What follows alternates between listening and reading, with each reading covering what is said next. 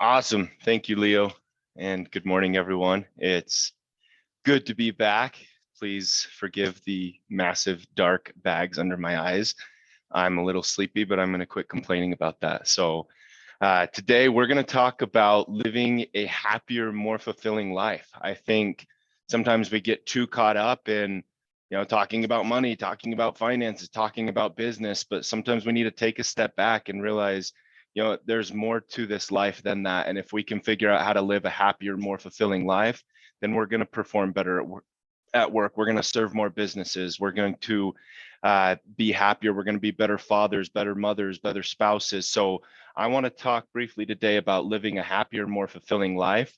I just finished listening to a Blinkist and clips of the book, Who Will Cry When You Die? So if you have read that book or listened to it, you'll notice some concepts that I'm taking and sharing from that book, but it's actually a very, very thought-provoking, interesting listen and or read.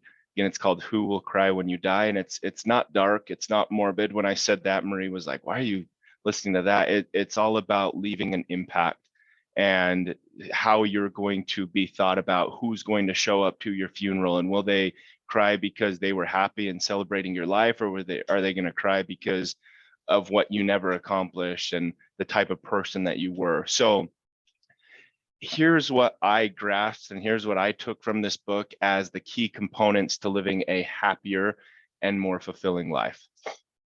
Number one, the first thing that we have to do is we have to learn to maintain our perspective. Okay, I love this thought here. We live on a small planet that circles an ordinary star somewhere on the edge of a galaxy that is one galaxy amongst billions. Oh, we're showing the notes. Okay.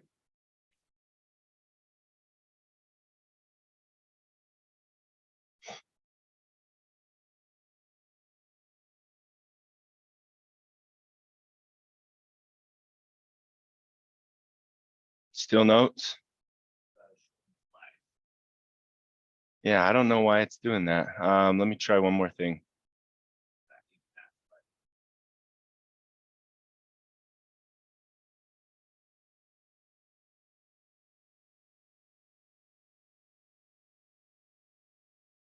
Sharing anything now?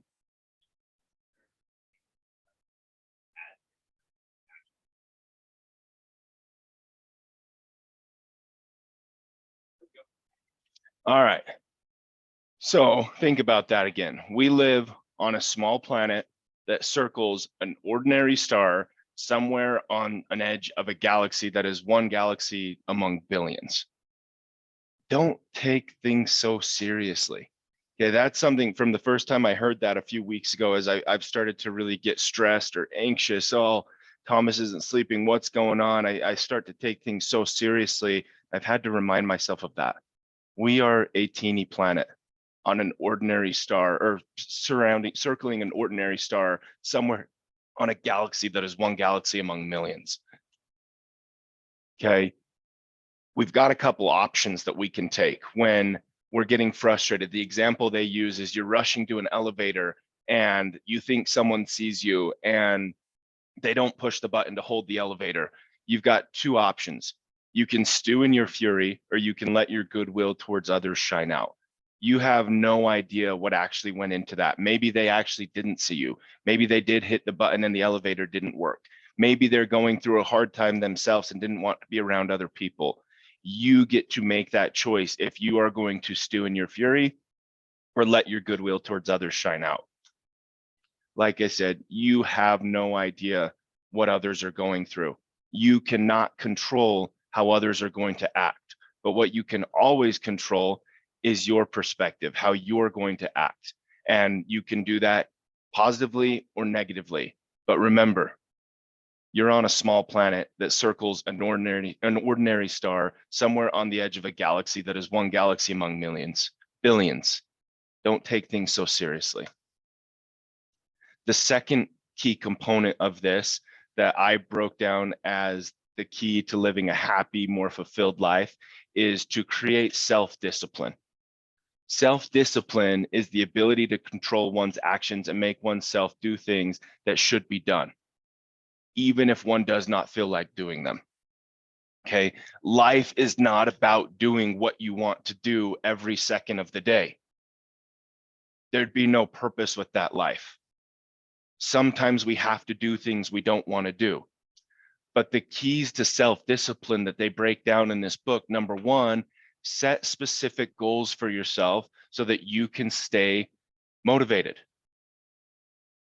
Number two, once you've set those goals, break those goals down into smaller, more manageable tasks with plans so that you can actually achieve them.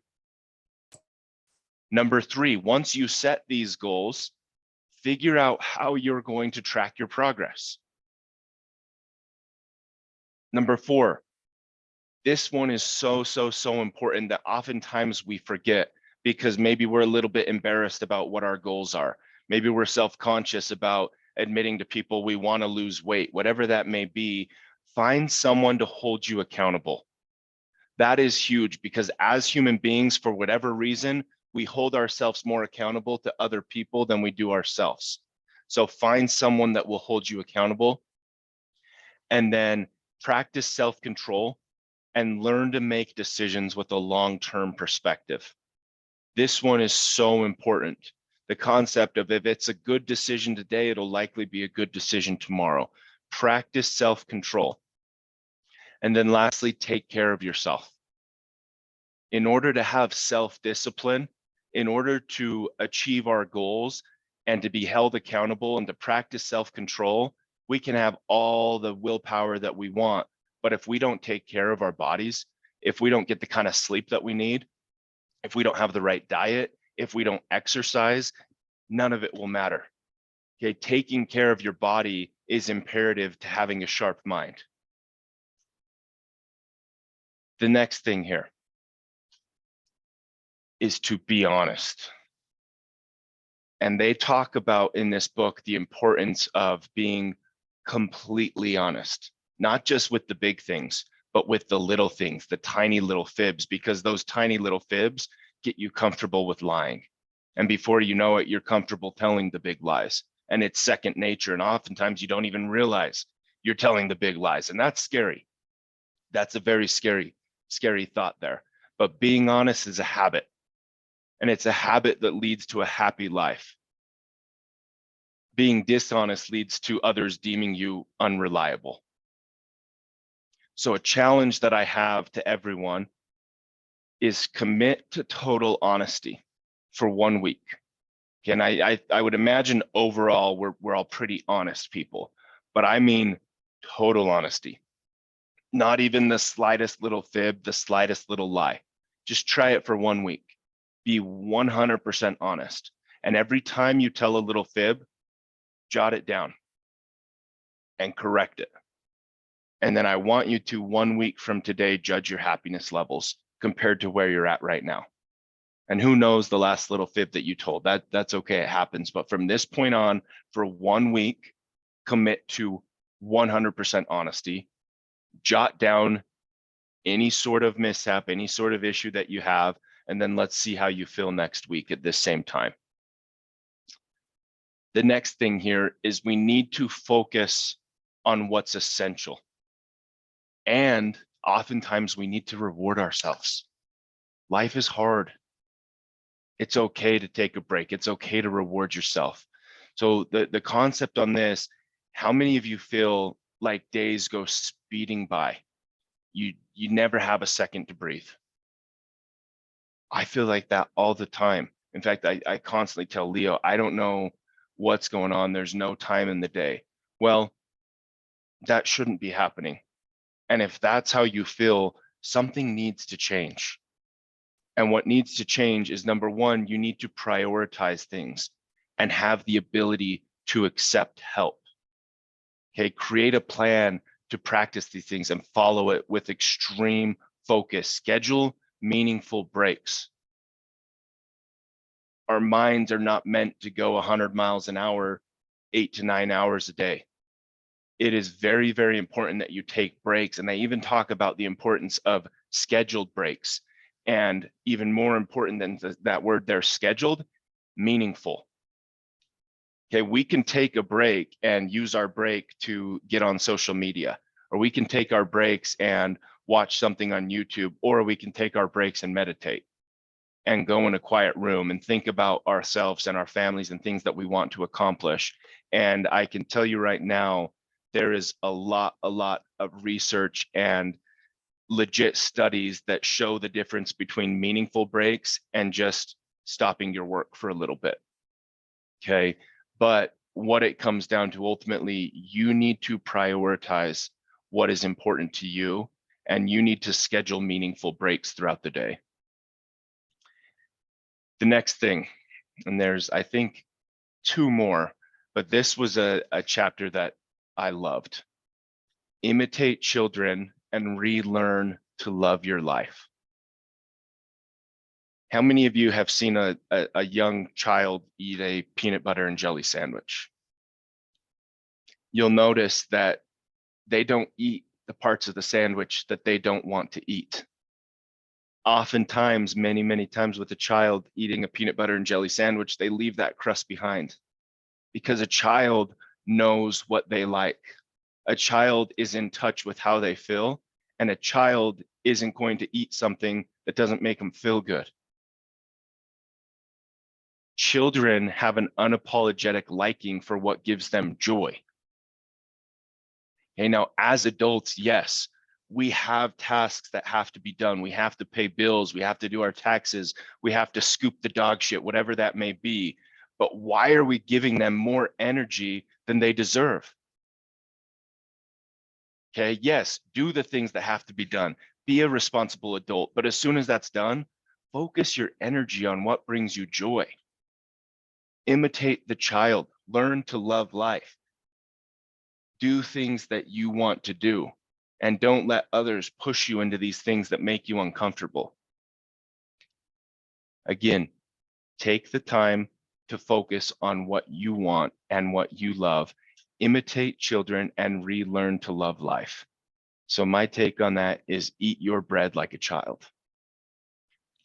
Okay? Life is a process.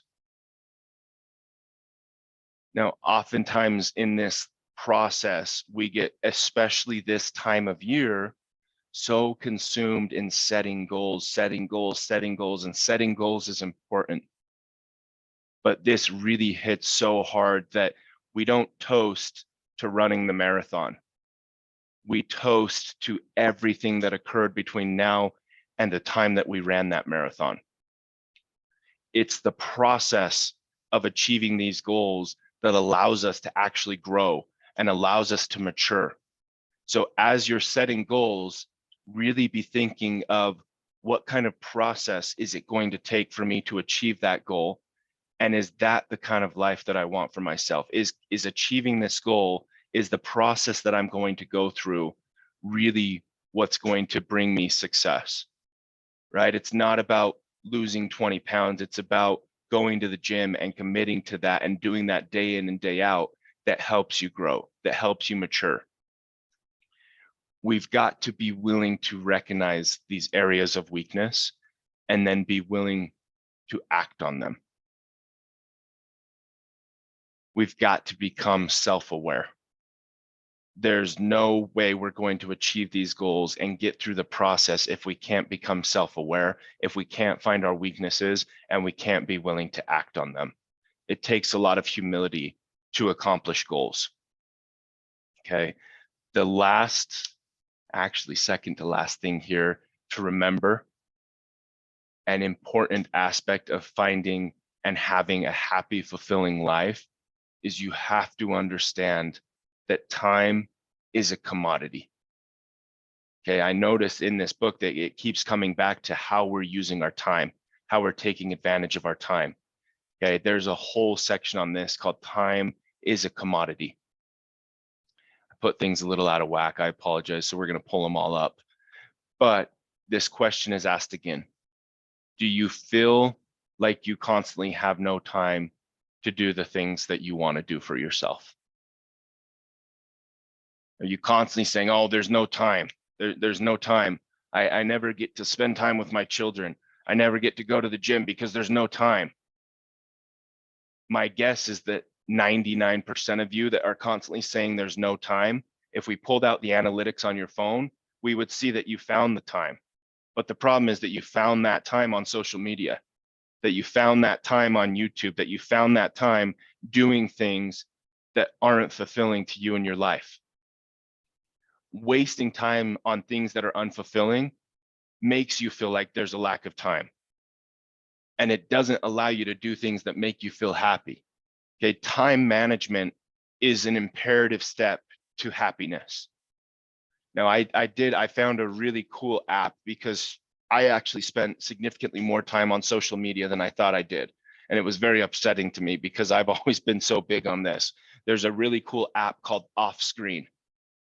If you know you struggle with this, download it right now. It's going to be eye-opening to you how much time you actually spend doing these senseless things. The keys to time management, or why it's so essential. Number one, it helps you learn how to be more productive if you can master time management. Number two, you will have less stress. Number three, you have better relationships, deeper relationships. And number four, you'll find that you actually will start to achieve your goals. Okay, if you feel like you have poor relationships, you feel like you're never achieving your goals, you constantly feel stressed, and you feel like you're not an overly productive human, but you work really hard, well, chances are it's coming down to you have very poor time management. Lastly, complain less and act more. Complaining has little to do with the real world. It's just a result of a negative mindset. That's what complaining is. And again, you feel like you have no time in the day no matter what you do. Guess what? You can wake up an hour earlier. Okay? You are in control of your time. You are in control of your life. So if you want to be considered a good person, if you want to be someone that people will remember, if you want people to cry at your funeral because you were a fulfilled, good person that people could trust, number one, treasure your time. Number two, be honest. Number three, focus on your goals and the process of the achievement. Number four, don't complain. Nobody cares. Complaining is just a negative mindset. If you want something to change, change. Do it yourself. And lastly here, have fun and celebrate life as it happens. Because again, we're just a teeny planet that's circling an ordinary star that's part of a galaxy that's one of billions of galaxies. So have fun in life and celebrate it, but get control back. Take control of your time.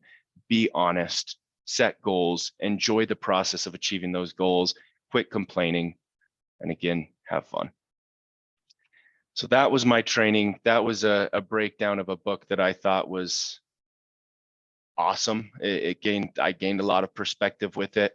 One of my personal takeaways is I'm done complaining.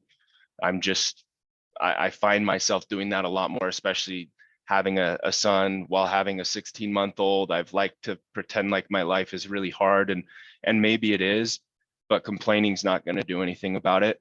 I need to figure out how to act and what to do and how to make changes. And so I wanted to go over this today because hopefully everyone created some goals, some really good goals for the new year, but hopefully this training added a little bit of perspective so that maybe you can adjust or tweak those goals, or maybe you set goals, but you didn't find someone to hold you accountable, or you didn't think about the process of achieving, or you didn't figure out how to manage your time. So hopefully this helps, and hopefully you can gain a little perspective on your life and how to live a happier, more fulfilling life. But that is what I have for today, Leo.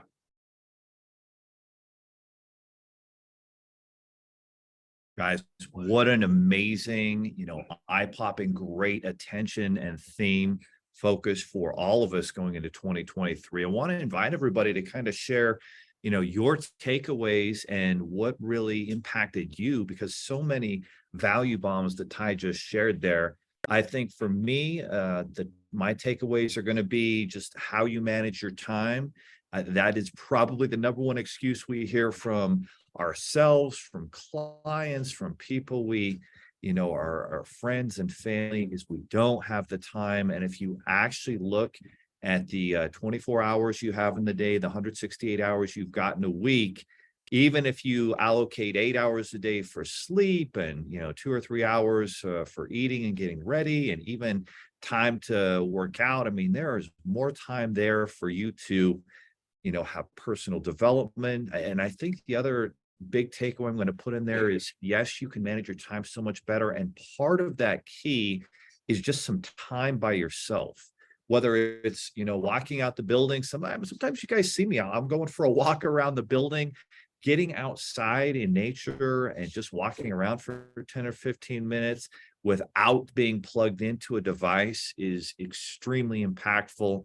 So those are two big takeaways.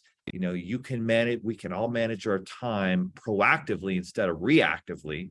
And I think a big secret there is kind of planning your tomorrow out the day before, the night before, the day before. If you've already planned out, when you're going to work out, when you're going to have time with family, when you're going to read that book for 30 minutes, when you're going to take time out to just meditate and think about what you want to do with your life and what you're going to do today to achieve that.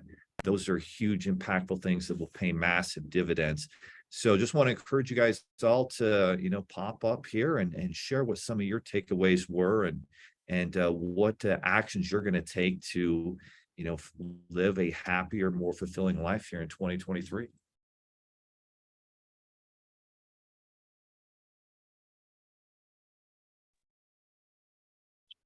Yeah, I'll step in here. I really liked the total honesty challenge. Thinking about it, to be total honesty for a week, I think that would be challenging, to be honest, because I think we all live life to where little white lies kind of seep in here and there, to kind of really focus on identifying those where if there's a common place that you usually do that, I think that's gonna be eye-opening.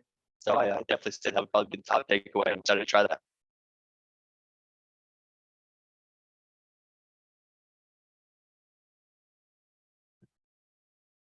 Thank you, Robert. And Robert, I must say there's a lot of things that you do very well at this. Like Leo just said, I see you walking around, I see you journaling, I see you doing a lot of things that I must say your name came to mind quite frequently as I was listening to this. So I commend you for that. Yeah, I appreciate it. And one thing, Ty, while you were speaking, I think everyone else can kind of something to take away. I really, really love the message. And you're right. I do strategically try to be purposeful about some of these things because you're right. It's our perspective on life and that can affect your happiness. One thing that I always I know we've got some dog owners in the office. A big thing I learned a couple of years ago that I think when you guys hear this, I'll be curious what you think about this comment and then my personality. I read somewhere, when you see someone, say hello to them like a dog. And it's kind of funny to think at first, but think about how the animal says hello to their owners. It doesn't matter if that owner walks in and out of that house 20 times. When that dog sees that owner, for the most part, of course, they're going to be jumping with joy. They're going to have a huge smile on their face, and they're just going to be happy. They make that decision. They're so excited for that moment. And it's when you treat others, I think, with that happiness, I think it is contagious. So it's one thing to focus on happiness with your life, but I do think it's funny how it can bleed into others when you focus on happiness with yourself. Once again, I think you can translate into happiness with others. Overall, I think it was a great message overall. Yeah, that's an awesome perspective. Thank you, Robert. Hey, and just one more thing to add.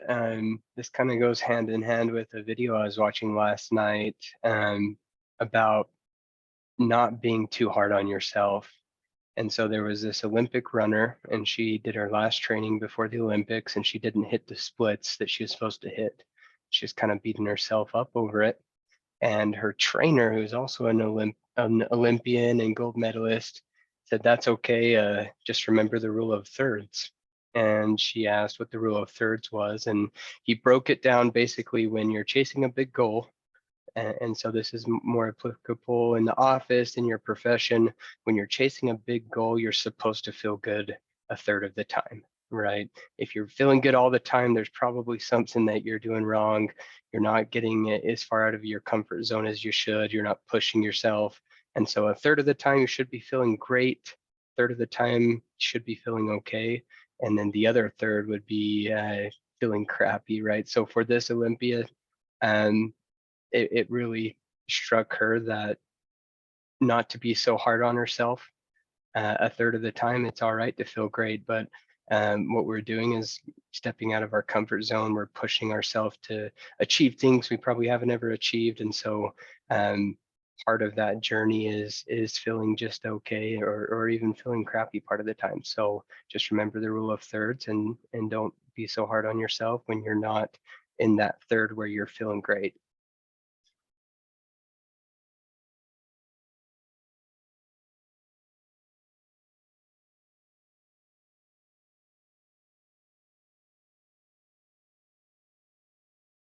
All right. Anyone else have anything they want to share? Anything that impacted you that you're going to take away from this and implement today? Yeah, so I've actually read this book with my old job being in the mental health field. We would read books like this all the time. And it's been a few years, but I just remember like Ty talking about like eat the bread like the child, kind of makes me think of that intentional break time again. Like I think it touches on it in this book as well as a few others of like when you're a kid, you're in school, you have those intentional recess times because kids can't, number one, they can't really focus that long. And so it's really, really important to take those breaks so that their brain can reset, it can kind of calm down, which is the same thing as an adult. And so I'm very, very intentional about my break time. You know, I always tell Jillian, like, I'm going to go make lunch. So I'm going to be offline just so then that way, like, I'm number one, setting the expectation of knowing, like, I will be away and this is like time for me to take my break. So I always just think of that of like being very intentional with your time as well as for yourself is just as important about being intentional with your time with clients, with friends, you know, things like that. So it was a great reminder of how good this book really is.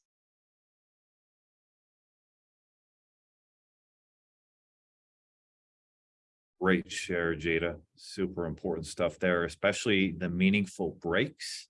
Because if you take a break and you really don't disconnect and you're really just, you know, going through social, watching another video, you're not really taking that break. You're not really refreshing your mind and giving yourself a chance to process and even refocus on those micro tasks, micro goals that you need to achieve today to achieve the bigger monthly and annual goals that you might have set for yourself, and even prioritizing, right? Like prioritizing what is most important and then accomplishing those things. And that does wonders for our mind when we can disconnect. So thank you for sharing, Jada. Right, everybody, let's break into departments very quickly here. Have a fantastic week, and we will get these slides shared in the general channel. The video replay will be shared as well. And again, another big thanks to Ty for an amazing message and certainly a book that we would encourage you guys to listen to or read. If you don't have the hours to do it, then use that Blinkist app. The best investment you can make is in yourself, and that's a very affordable way to invest in yourself. And I think they've broken it down into about a 23-minute segment. So very manageable to get more information and more concepts that you can implement from that book.